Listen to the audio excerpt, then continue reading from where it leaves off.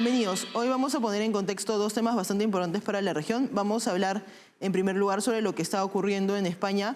Se ha admitido a trámite la ley de amnistía, una ley fundamental para que Pedro Sánchez se mantenga en el poder.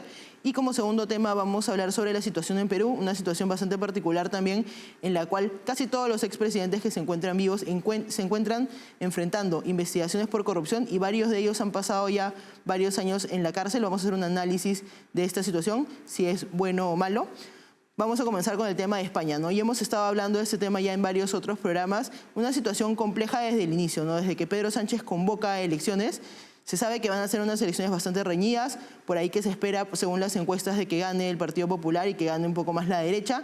Y lo que termina ocurriendo es que si bien en cantidad de votos gana la derecha, el partido del PSOE, el partido del gobierno, el partido de Pedro Sánchez, logra los votos suficientes en el Congreso para poder, digamos, confirmar como presidente de gobierno nuevamente, una reelección parlamentaria, digamos.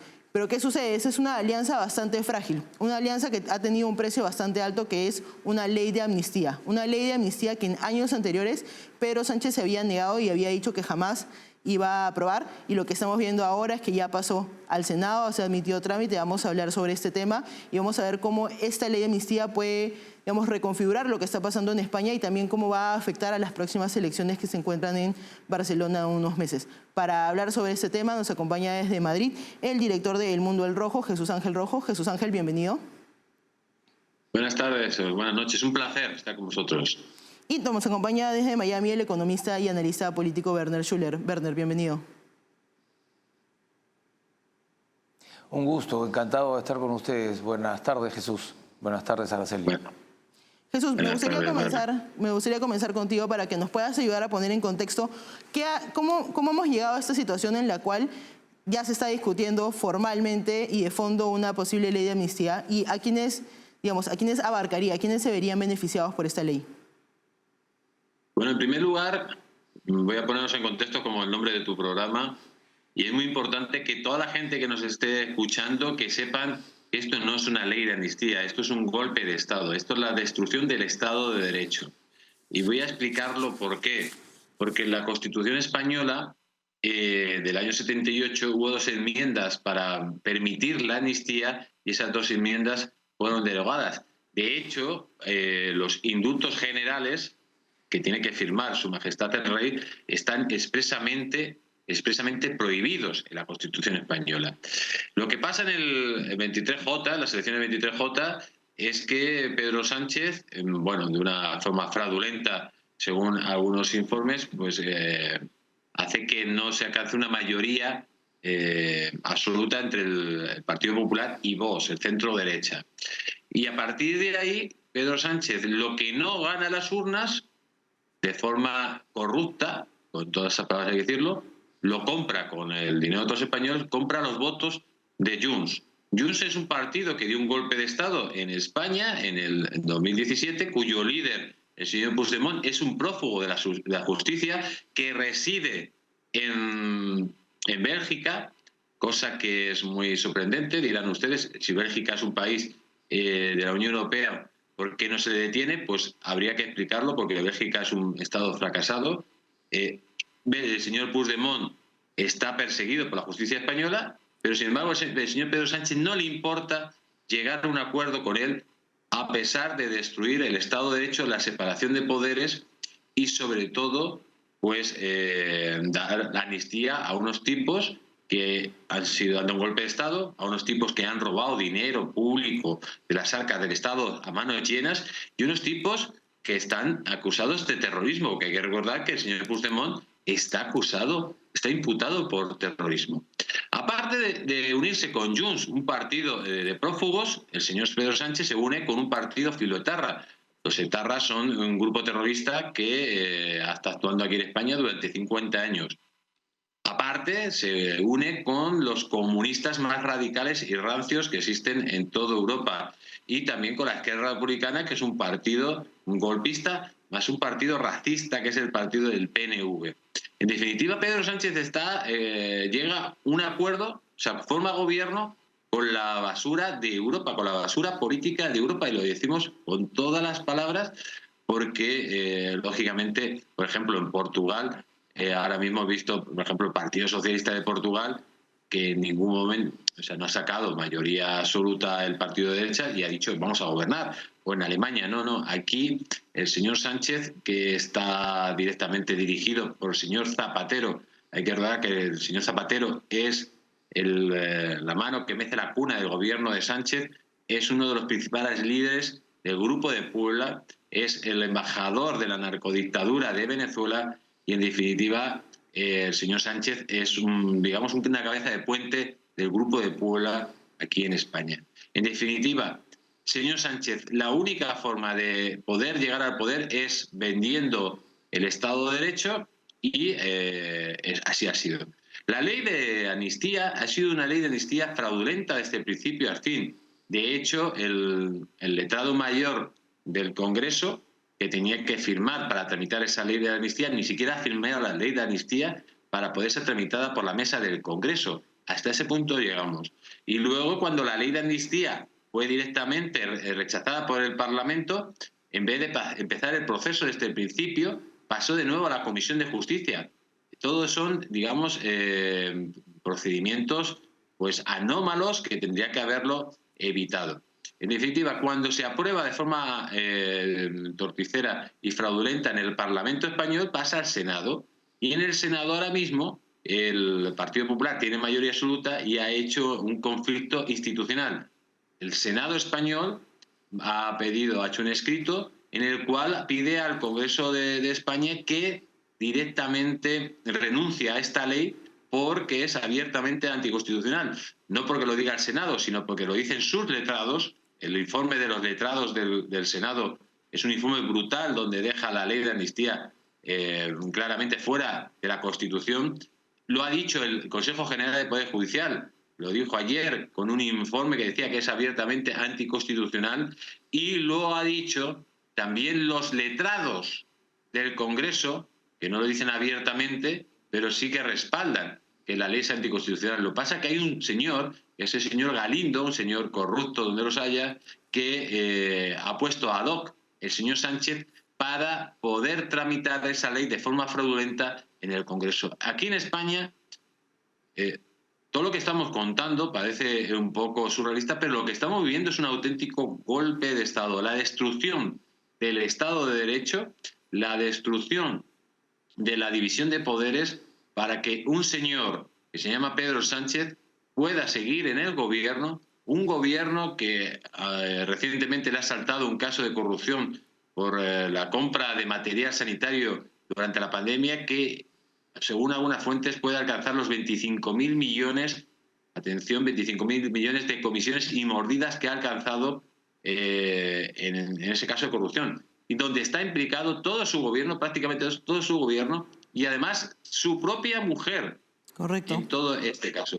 En definitiva, lo que estamos viviendo en España es un proceso de destrucción del Estado de Derecho acelerado, muy parecido a lo que se ha vivido en Venezuela, lo que hizo en su momento Adolfo Hitler en la Alemania nazi y lo que ustedes muy inteligentemente en Perú evitaron con el señor Castillo. Esa es la situación que se vive ahora mismo en un Estado como España, con un presidente que está fuera de la ley y lo único que le respalda es que ha ido parasitando las instituciones del Estado, como es el Tribunal Constitucional, donde ha puesto un comisario político como el señor Conde Pumpido, un comisario político que es el presidente del Tribunal Constitucional, que ha sido el mismo el que ha redactado la ley de amnistía.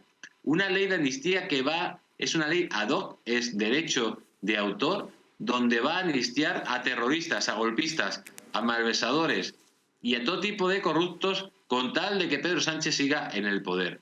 Lo cierto es que vivimos unos momentos muy críticos como nación y esto no sabemos dónde va a derivar, porque ahora el señor Puigdemont, después de llegar a ese acuerdo con Sánchez, se va a presentar a las elecciones catalanas y, atención, en esas elecciones catalanas el señor Puigdemont seguramente que sea puesto como presidente de la Generalitat, y esto ayer anunció abiertamente que iba a provocar una declaración unilateral de independencia. Lo dijo abiertamente, lo que Pedro Sánchez nos lleva a un conflicto civil abierto y a la destrucción no solo del Estado de Derecho, sino de la propia nación. Sí, justo antes de entrar al tema de las elecciones catalanas, que creo que va a ser interesante ver cómo todo esto va a afectar a esas elecciones, Werner, me gustaría hablar contigo un poco más sobre la figura de Pedro Sánchez, ¿no? Porque como estaba diciendo en la introducción, Pedro Sánchez en muchos momentos señaló que la amnistía, digamos, sería una línea que no iba a cruzar. ¿Por qué crees que ha decidido cruzarla? Y si crees que es válido que use esta ley de amnistía como una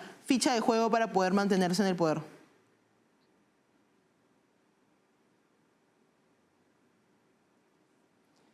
Bueno, yo pienso que el panorama que ha planteado Jesús está claro, ¿no?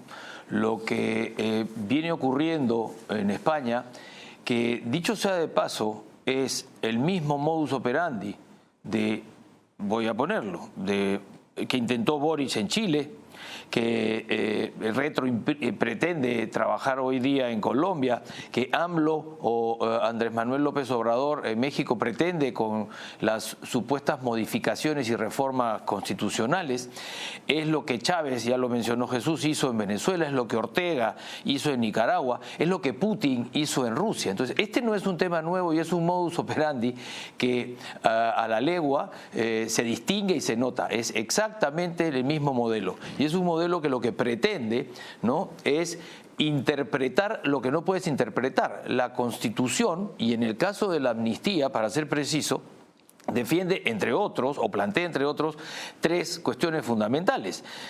La integridad del Estado, el Estado español en este caso, la igualdad ante la ley, que no existan leyes con nombre propio, y el antiterrorismo, ¿correcto?, que lo toman como una violación, que es un delito universal además, ya no es solamente cuestión de un solo Estado, es un delito universal.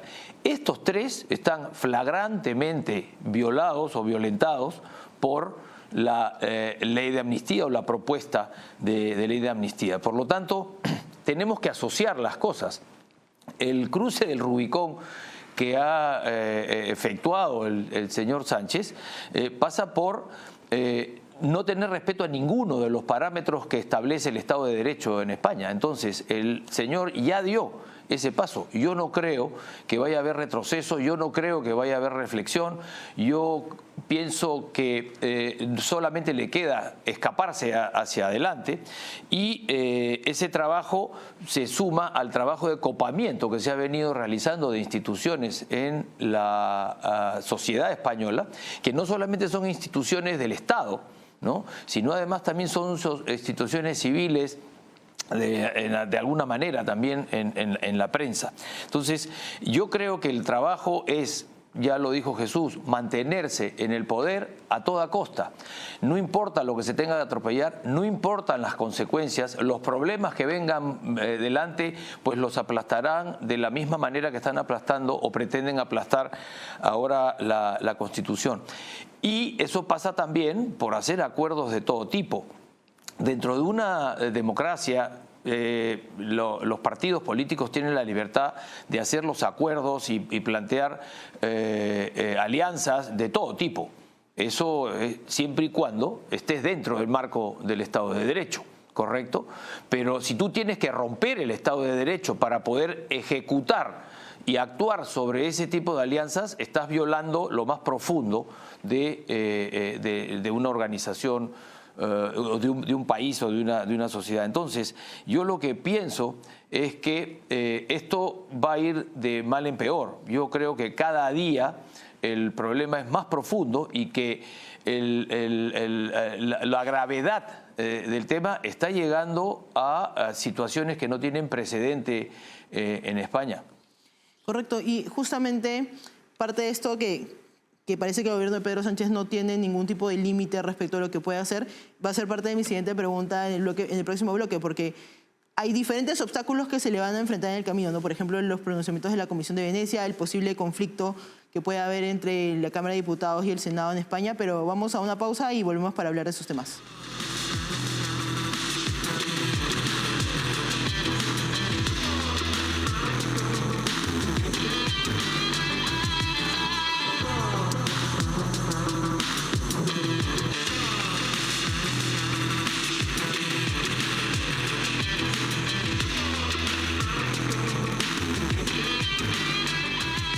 Estamos de vuelta y estamos hablando sobre la situación en España luego de que se admitiera a trámite una ley de amnistía bastante controversial que podría terminar con la liberación de personas involucradas en el intento de golpe de Estado de Barcelona hace unos años.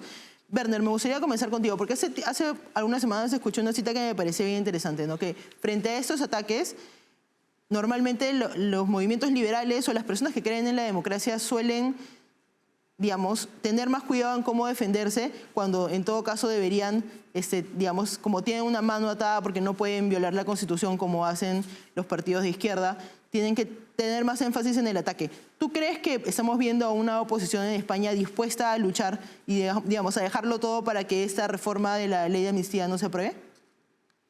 Es muy interesante tu pregunta porque la verdad es que no tiene una respuesta concreta o única. Lo que yo creo es que dentro del marco que la Constitución y las normas y las leyes establecen, la oposición o la sociedad española, esto ya no va solo de oposición, la sociedad española tiene que llegar al límite.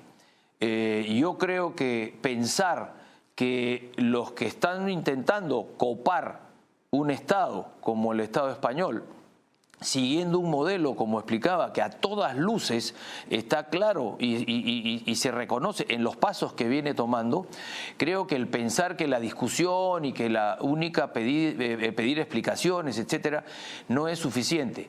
Insisto, siempre dentro del marco de la constitucional se puede ser y se debería ser muchísimo más enérgico, y además se tiene que lograr el hacer grupo único. Es decir, acá las diferencias particulares no entran en juego. Acá se está hablando de la integridad del Estado español. Se está hablando de convertir a terroristas y a golpistas en ciudadanos comunes y corrientes. Por lo tanto, no va a haber ninguna razón para que mañana otros no puedan ejecutar las mismas cosas. Por lo tanto, yo pienso que la reacción debería ser, y el trabajo y el movimiento debería ser mucho más fuertes. Este no es momento de tener discusiones ideológicas parciales o discusiones partidarias parciales. Esto es el Estado de Derecho con todo lo que representa. Y yo no estoy hablando del PP, no estoy hablando de Vox, no estoy hablando de la derecha en España. Estoy hablando del Estado de Derecho, que incluye al Partido Socialista Obrero Español, que incluye, ¿no?, a los socialistas.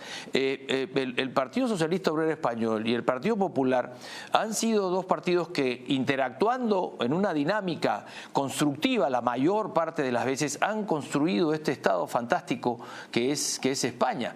Entonces, esos, yo no creo que de un momento a otro se hayan vuelto todos golpistas, que se hayan vuelto todos amantes del terrorismo, que se hayan vuelto todos negociadores con cualquier cosa que se pone enfrente. Por lo tanto, allí es donde yo creo que está la fuerza, y creo que la sociedad española, insisto, dentro del marco de la ley, tiene que llegar al máximo esfuerzo y hacer el máximo esfuerzo para frenar, parar esto y evitar que España se pierda como nación libre y como de una democracia clara y que ha sido tremendamente exitosa desde la transición. Correcto. Jesús, ¿cuáles serían los caminos que crees que hay para que, primero, el Estado de Derecho de España se pueda defender a sí mismo y, en segundo lugar, para que la ciudadanía pueda expresar más profundamente su rechazo frente a estas medidas? Bueno, la ciudadanía ya lo ha expresado. Ha habido manifestaciones de 2 millones de personas aquí en España en las calles. Ha habido casi más de 60 días manifestaciones en la sede del Partido Socialista de Ferraz, donde, por cierto, la policía de Marlaska ha utilizado una violencia desproporcionada que nunca se había visto en democracia, utilizando botes de humo y, bueno, violencia exacerbada. Por otro lado, hemos visto, y tiene muchísima razón Werner en lo que dice, no vemos una oposición unida ante lo que está pasando. Esto no es cuestión de política, esto no es cuestión ni de izquierdas ni de derechas, es cuestión de salvar España como nación, porque estamos hablando de que lo que pretende Sánchez es desintegrar España en pequeños estados y sobre todo de salvar el Estado de Derecho. Y ante esta situación no es cuestión de ideología, es cuestión de actuar cuando tienes enfrente a un dictador. No podemos estar en el punto que estuvo la oposición en Venezuela, una posición blandengue que cuando se quiso dar cuenta, Chávez que había tomado todos los resortes del poder y no podían hacer nada, pues estaba en la dictadura. Aquí, gracias a Dios, todavía tenemos el Consejo General del Poder Judicial, que está resistiendo heroicamente, los jueces están resistiendo heroicamente y se están oponiendo al golpe de Estado. Estamos viendo también a la ciudadanía que está participando en unas protestas generalizadas, y los que flojean más son los partidos políticos. Tanto el partido Vox está desaparecido, las cosas como son. Hemos visto, por ejemplo, en el caso de Ábalos, el mayor caso de corrupción de la historia de Europa, que empezó hace un mes. El señor Abascal ni está ni se le espera. Y el Partido Popular es verdad que sí está actuando más, pero lo que no es consciente, como decía Werner, es de la situación. Todavía se creen que estamos en un Estado de Derecho, que estamos ante un gobernante normal. No, o sea, si Sánchez se sale con la suya con su amnistía, si Sánchez se sale con la suya tomando el control del Consejo General del Poder Judicial, cuando tome esos últimos resortes de poder, porque el resto de órganos del Estado, el Tribunal Constitucional, el Tribunal de Cuentas, el INI, el CIS, etcétera, todo lo tiene parasitado con comisarios políticos al servicio del partido. Cuando Sánchez tome el Consejo General del Poder Judicial, se acabó la democracia en España. Porque Pedro Sánchez, amigos, es un personaje que desde el minuto uno ha demostrado pues unas cualidades, digamos, de killer. Cuando estuvo en el Partido Socialista dio un pucherazo en las primarias y no le ha importado hacer lo que tenía que hacer para tener que gobernar. Ha pasado todas las líneas rojas. Pactó con Herri Batasuna o con Bildu. Bildu es el brazo político de los etarras que mataban a sus compañeros del Partido Socialista en el País Vasco. No le ha importado. Ha pactado con los comunistas bolivarianos del señor Iglesias y ahora de Sumar. Ha pactado con golpistas. Ha cogido el delito de malversación de fondos y directamente prácticamente le ha quitado el Código Penal. El delito de sedición le ha quitado el Código Penal. Si ahora mismo el señor Puigdemont da un golpe de Estado, el Estado no tiene herramientas para poder pararlo como en su momento. En definitiva, estamos en una degeneración total de un gobernante que la palabra derecho es como algo que no entiende y está llevando a España a una situación límite. Y que tengamos que tener en cuenta todos que Pedro Sánchez no se va a ir. Dicen que la legislatura va a terminar muy rápido, pero como en el estado que está Pedro Sánchez, creo que la legislatura, o sea, Pedro Sánchez solo se irá cuando se le eche de la Moncloa, no cuando verdaderamente hubiera que dimitir. Cualquier presidente en cualquier circunstancia directamente hubiera dimitido, porque ahora mismo no tiene presupuesto para el 2024. La ley de amnistía está parada en el Senado. Cada vez que se presentan las elecciones locales, su partido es arrasado. Su coalición con Sumar está en una situación ínfima a punto de romperse, pero sin embargo él va a aguantar a toda costa, porque hay dos opciones. Si él no aguanta, o si él se va del Palacio de la Moncloa, seguramente que tenga que responder ante los tribunales, primero por delitos de alta traición y también por los delitos de corrupción que afectan a su mujer y le afectan a él. Correcto. Werner, hace un momento mencionaste que, digamos, esto iba en línea a un libreto que estamos viendo en otros países, ¿no? En Colombia, en México, en Perú en alguna medida también. ¿Por qué crees que España sería tan importante, digamos, para esta, digamos, estrategia internacional? ¿Por qué necesitan, digamos, conseguir que ocurra esto en España y se termine de romper el Estado de Derecho en este país? Bueno, evidentemente España es un país clave, ¿no? El vínculo de España con América no creo que necesite explicarlo, ¿no? Es la madre patria para los hispanoamericanos. Las vinculaciones son muy fuertes, el idioma, la cultura es similar y es la misma. Entonces es un punto y un espacio geopolítico vital para las intenciones que tiene esto que en América se llama el socialismo del siglo XXI, pero que en realidad es la búsqueda de la concentración del poder económico y la concentración del poder político, ¿no? Y centralizar esto en muy pocas personas. El modelo, lo digo, es el modelo cubano, es el modelo ruso de hoy, es el modelo venezolano. No hay ninguna duda de que se está ejecutando y se está siguiendo el mismo camino. Algunas sociedades se resisten más, otras se resisten menos. Pero además de la posición geopolítica, ¿no?, la posición geográfica de España también es importante. España es un país que tiene un grado de influencia en el norte de África tremendo desde el punto de vista comercial y desde el punto de vista político. Entonces, sin duda alguna, es una pieza clave en esta estrategia que, más allá de generar o pretender una especie de teoría de la conspiración, ya no es teoría, porque la estamos viendo operar y trabajar en la práctica. Por lo tanto, el efecto y la necesidad que tiene este bloque, que ya es un bloque internacional, de desbaratar el orden occidental en el mundo, pues pasa por conquistar estos territorios, usando un término que aparentemente ya está fuera de uso, pero hoy ha vuelto a la palestra de manera clara y evidente. El trabajo pasa por resistir, pero resistir de manera activa y yendo hacia adelante, no esperar a que las circunstancias se resuelvan solas y que los procesos tradicionales terminen con este enemigo, llamemos así, de Occidente, que es no tradicional. Entonces, dentro del marco constitucional, dentro del Estado de Derecho, ¿no?, pero hay que ser férreos en entender que Occidente está siendo atacado y violentado de manera recurrente a vista y paciencia del mundo. Y yo sigo en lo mismo, creo que no estamos haciendo lo suficiente. Pienso que, para terminar y cerrar, que la unidad del bloque occidental, ¿no?, más allá de España, debe ser el elemento clave y tiene que ser el elemento clave para poder pasar este momento y esta ola de colectivismo totalitarista que, disfrazado con discursos muy bonitos y con planteamientos que muy retóricos y que aparentemente son agradables, nos pueden llevar a situaciones que el mundo ya pasó y que no son para nada deseables ni para nosotros ni para los que nos siguen.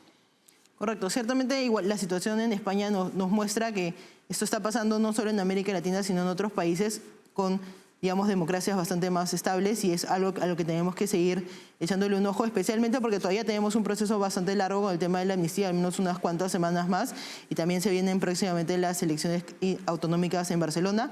Estuvo con nosotros desde Madrid Jesús Ángel Rojo. Jesús Ángel, muchas gracias por acompañarnos. Pues un placer y un fuerte saludo a ti y a nuestro querido Werner. Y también estuvo con nosotros desde Miami Werner Schuller. Werner, muchas gracias por acompañarnos. Muchas gracias, Araceli. Un gusto de verte, Jesús. Vamos a una pausa y volvemos con la situación en Perú.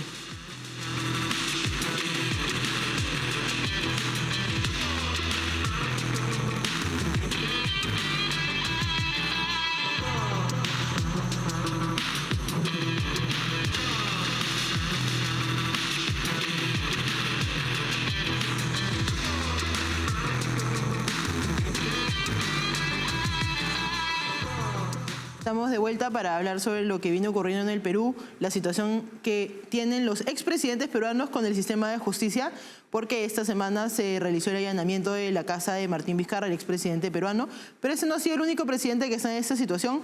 Si remontamos a inicios del milenio, Alejandro Toledo está en prisión preventiva en estos momentos, aunque se espera que la próxima semana salga con otro tipo de medidas restrictivas, ya no en la cárcel, pero con comparecencia restringida. Eso querría decir que no podría salir del país. También tenemos el caso de Ollanta y Nadine Humala, que pasaron casi 3 años en la cárcel y que siguen enfrentando investigaciones. Pedro Pablo Kuczynski, que se encuentra con arresto domiciliario, que también estuvo un buen tiempo en la cárcel.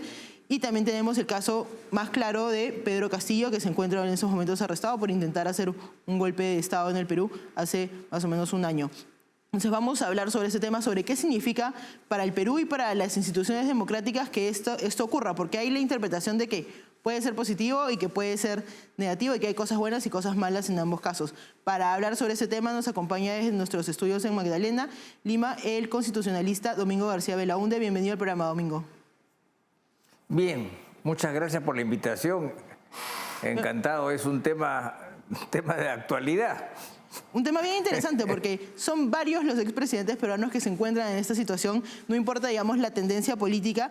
Digamos, ¿qué análisis podemos hacer de que esto esté ocurriendo en el Perú, ¿no? De que no importa si es hace 20 años, si son de derecha, si son de izquierda, todos los expresidentes parecen tener que pasar por este proceso.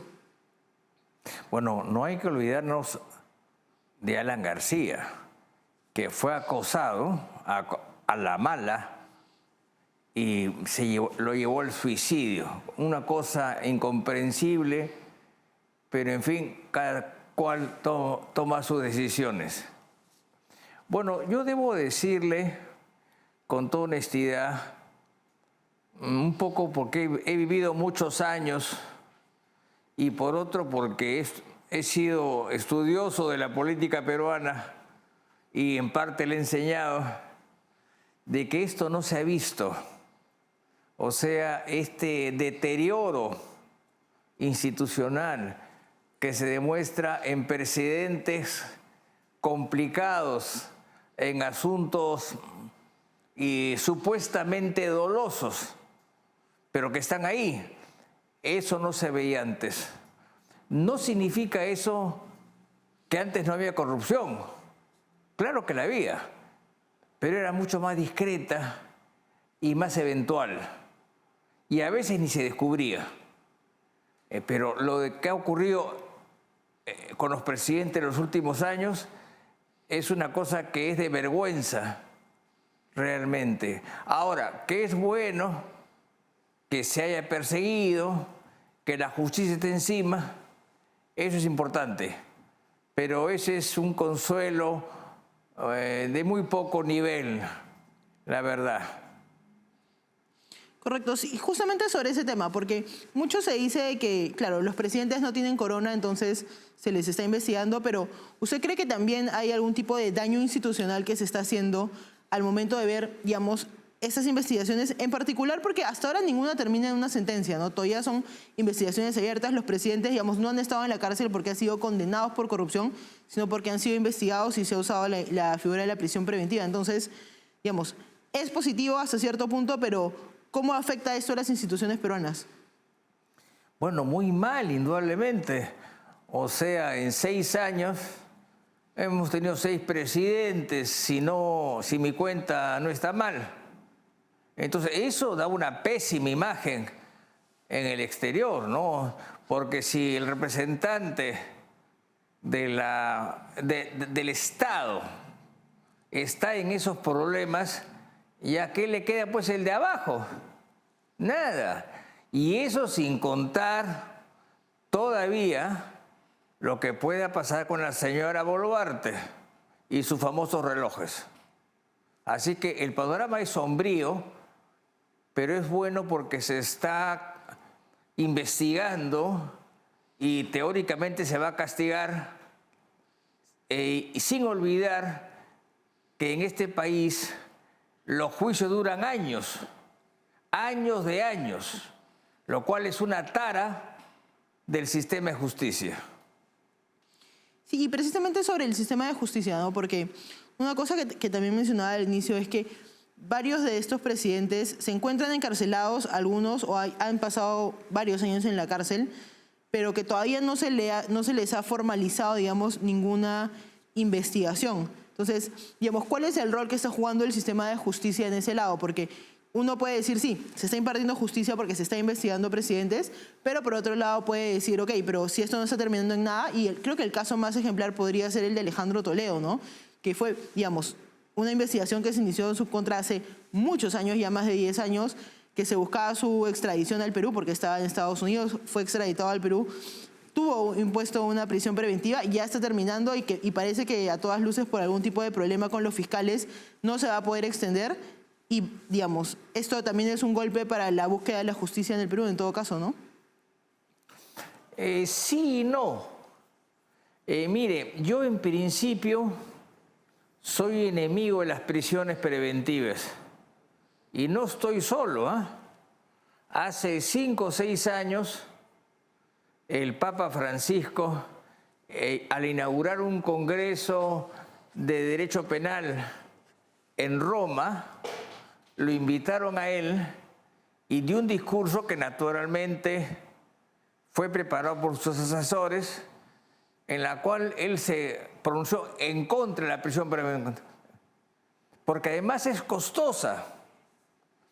O sea, nosotros podemos perfectamente dar detención domiciliaria y no nos cuesta, salvo el guardián en la puerta. Eso es mucho más barato que una prisión domiciliaria preventiva, que además parte del supuesto de que se es culpable y de repente no lo es. Entonces, ¿qué cosa pretendemos con la prisión preventiva? Tenerlo 5 años encerrado y de repente no hay nada. Y si hay prisión, pues se va a la prisión. O sea, tenemos un conjunto de jueces carceleros, con fiscales carceleros, que les encanta la cárcel, sin darse cuenta que esto trae muchos problemas, más aún cuando se está en un nivel de acusación. Y el nivel de acusación tiene la presunción de inocencia, que solo se rompe con la sentencia. Correcto, justamente ahí va un poco mi punto, ¿no? Porque, como usted bien dice, la figura de la prisión preventiva ha sido usado ya probablemente abusada en el Perú. Recuerdo el caso, por ejemplo, no me acuerdo si fue el caso de los árbitros de Odebrecht, que, digamos, parte de la sentencia que daba la prisión preventiva había sido casi copy-paste de la sentencia de PPK, que también le dio prisión preventiva. En todo caso, cuando vemos esto, digamos, desde la ciudadanía, ¿no? Se ven estos casos, ¿se puede decir que la justicia realmente está siendo efectiva en el Perú? Bueno, sí, pero por excesos. O sea, cuando un árbitro que estuvo en un proceso de Odebrecht se le mete a la cárcel, ¿en virtud de qué? El laudo arbitral es hecho por 3 personas o por 2, nunca por uno solo. Pero nos han metido a todos en la colada. Entonces ahí había digamos, manifiesto exceso que yo veo con pesar, porque hay entre los árbitros gente muy honorable que hasta ahora no le han probado nada, pero sigue ahí. O sea, en este país tener un juicio es una maldición gitana. Correcto. Vamos a hablar sobre también el rol de la Fiscalía y sobre los últimos desarrollos con el tema de Martín Vizcarra, pero primero vamos a una pausa y volvemos.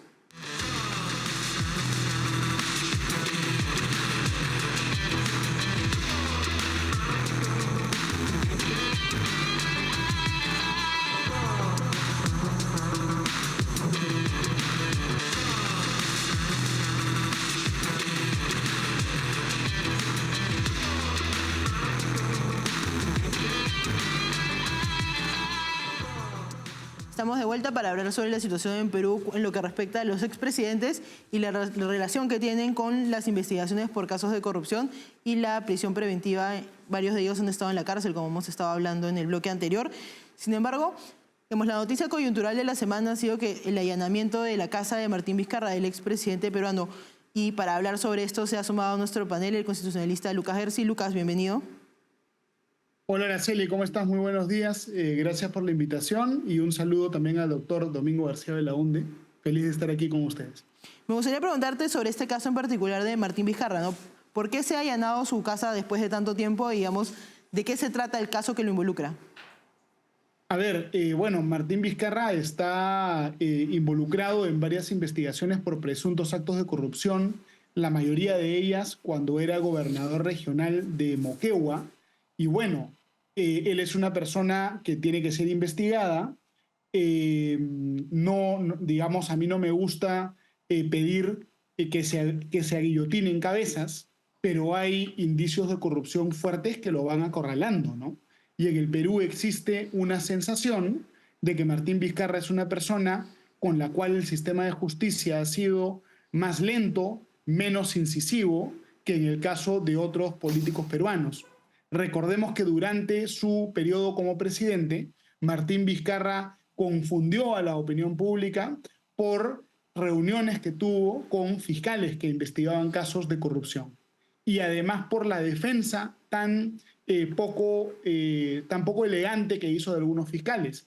Por ejemplo, cuando Martín Vizcarra viajó a Brasil a asistir a la juramentación del presidente Bolsonaro y se enteró que un fiscal había sido removido de un caso, él regresó solamente para defender a ese fiscal. Es decir, una persona que interviene mucho, se le percibe muy involucrado en el sistema de justicia y eso es algo irregular. Mucha gente fuera del Perú, Araceli, celebra y aplaude el uso de las prisiones preventivas en contra de políticos peruanos. Yo creo que eso es algo que no debemos ni celebrar ni aplaudir. Las prisiones preventivas contra políticos peruanos prácticamente en su totalidad terminaron siendo revocadas por el Tribunal Constitucional por no estar debidamente fundamentadas.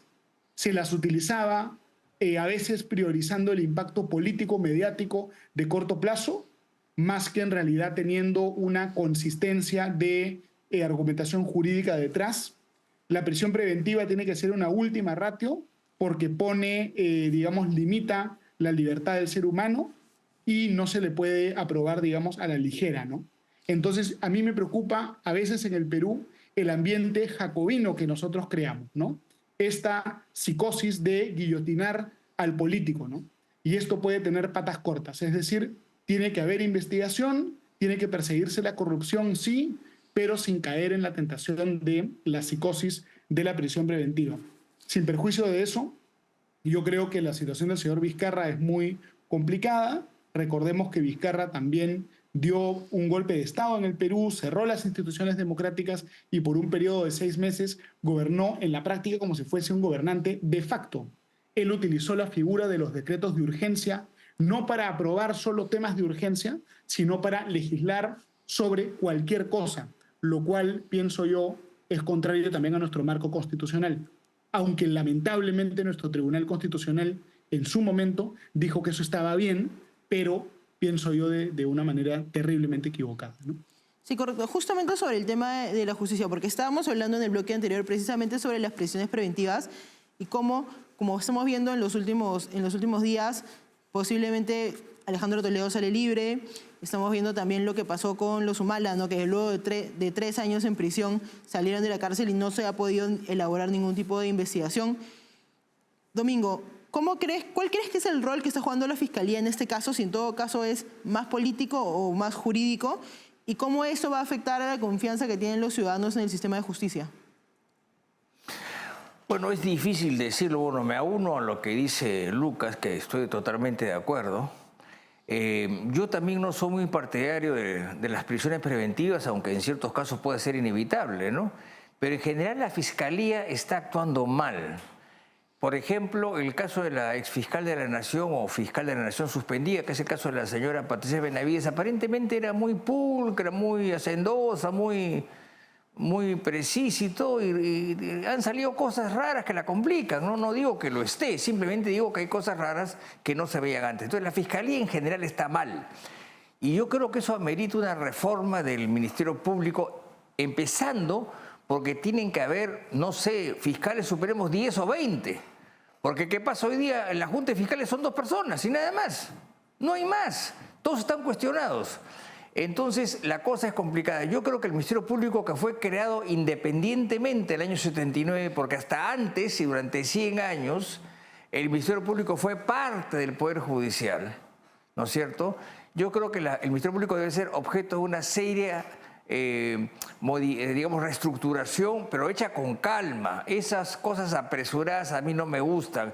Y menos que no la vaya a hacer pues el Congreso, que el Congreso realmente da pena, ¿no? No hacen cosas así a la chamba simplemente y eso no hay que hacerlo. Yo creo que hay que nombrar comisiones extraparlamentarias que investiguen eso, pero el Ministerio Público lamentablemente está mal.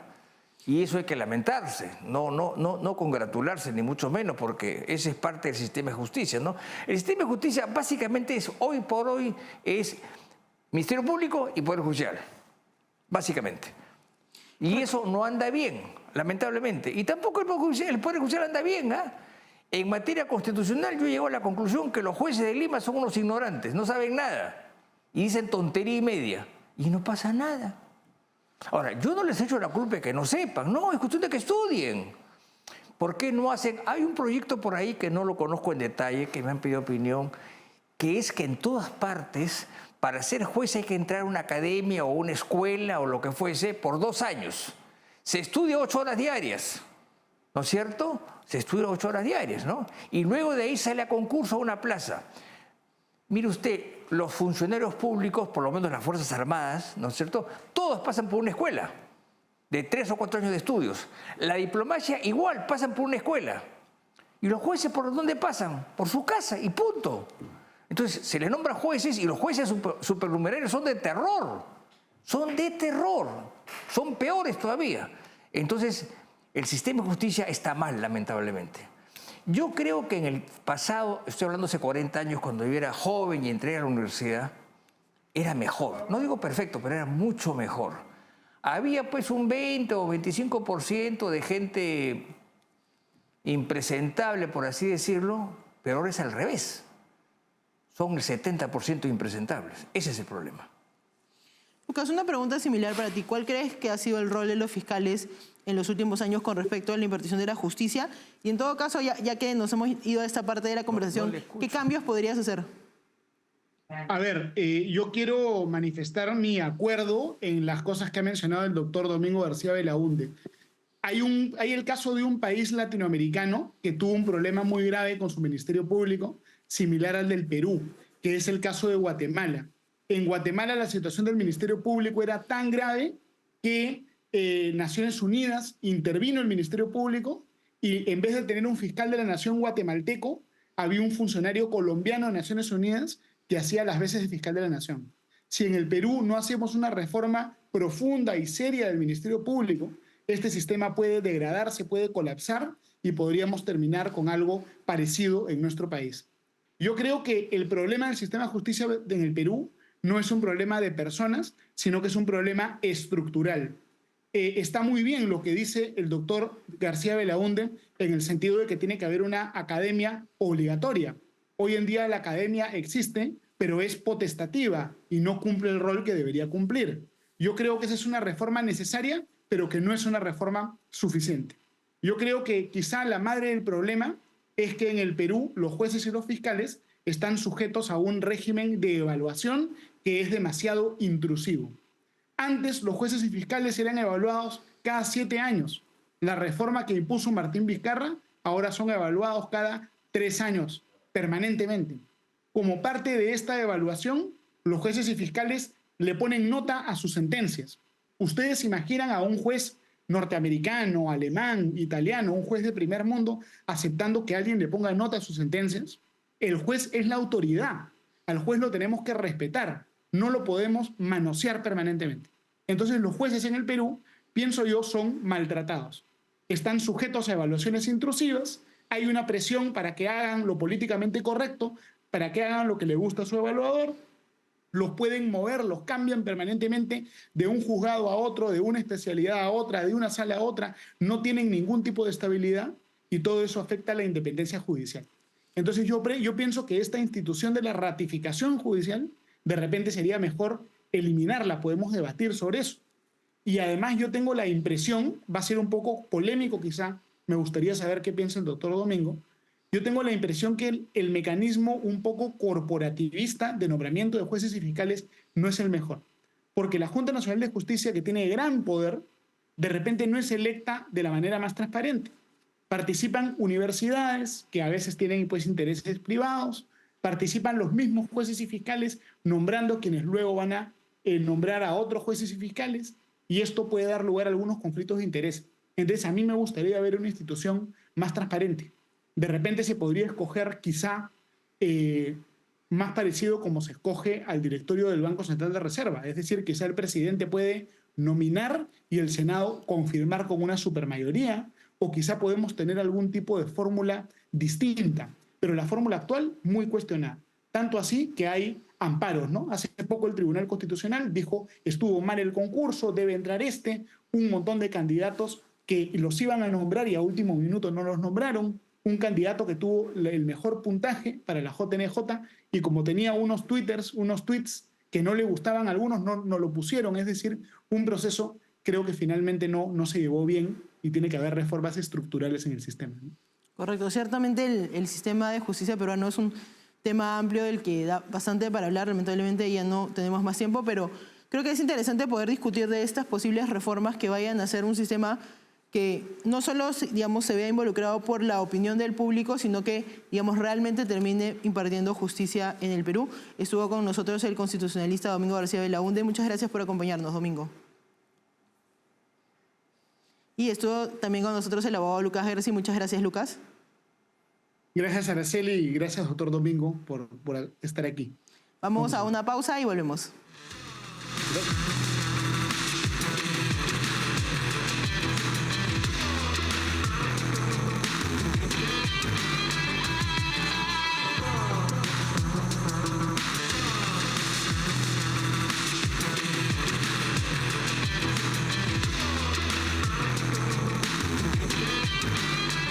Estamos de vuelta con la última parte del programa, ya con las conclusiones. Y lo que ha pasado en el primer bloque es que hemos hablado sobre la situación en España, una situación que siempre hemos presentado como bastante frágil, porque lo que necesita el partido de gobierno y su presidente Pedro Sánchez para mantenerse en el poder es precisamente lo que está ocurriendo en estos momentos, ¿no? El proceso de una ley de amnistía que sea aprobada para poder liberar a ciertos líderes políticos que formaron parte del intento de golpe de Estado en Barcelona hace unos años. Y esto es un tema controversial porque ataca al Estado de Derecho español, y lo que estamos viendo en estos momentos en España es una contraposición entre los intereses de Pedro Sánchez y los intereses de la institucionalidad y el Estado de Derecho en España. Es un tema que hay que seguir bastante de cerca para ver qué ocurra, porque como hemos conversado con nuestros invitados, puede tener bastante impacto en la región. Por otro lado, hemos hablado de la situación en Perú, de cómo, si hacemos un repaso sobre los expresidentes peruanos de los últimos años, vamos a ver que casi todos se enfrentan investigaciones por corrupción y que casi todos han pasado por la cárcel en algún momento. Lo que hemos hablado con nuestros invitados es que, si bien es correcto que se enfrenten a la justicia y que se comiencen a ver los casos de corrupción que podrían ser involucrados con los presidentes y con sus gobiernos, un tema preocupante es el uso de las prisiones preventivas, el uso desproporcionado de las prisiones preventivas. Hemos visto varios casos en los cuales, después de 3 años en prisión, los expresidentes salen en otro tipo de medidas, con comparecencia restringida, por ejemplo, con arresto domiciliario, pero que todavía no se formaliza ninguna investigación, y en algunos casos ya van más de 10 años en lo que esto ocurre, mientras que en otros países, por ejemplo, como en Brasil, las personas involucradas en el caso de corrupción de Odebrecht ya han sido, digamos, ya pasó el juicio, fueron sentenciadas, ya cumplieron su sentencia y ya salieron. Y eso es algo preocupante que debemos ver en cuanto a cómo está funcionando el sistema de justicia peruano. Eso ha sido todo por hoy. Gracias por acompañarnos.